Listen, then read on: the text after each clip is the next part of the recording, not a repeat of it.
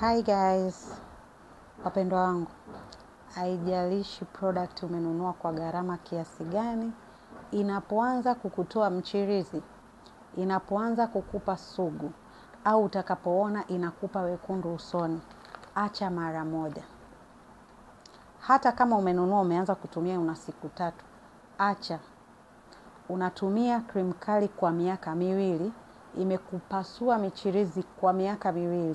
Ila unakuja kwa uza vipodozi, unataka kutolea michirizi kwa chupa moja ya body oil au kwa wiki moja. Alafu baadaye mtaita wauza vipodozi waongo. Sio waongo. Tatizo lako umeliacha kwa muda gani? Utapowahi mapema ndo litakapotibika ama litakapoisha kwa haraka.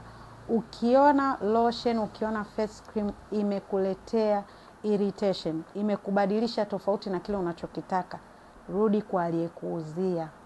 Mcheki, muelezee, atakusikiliza na atajua afanye nini.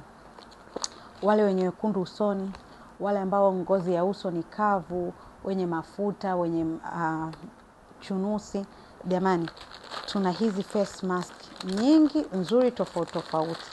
Na sasa face mask moja ni kama sawa na 3,000. Kwa hiyo face mask 10 utapata kwa 30 na face mask 12 utapata kwa 35 tu.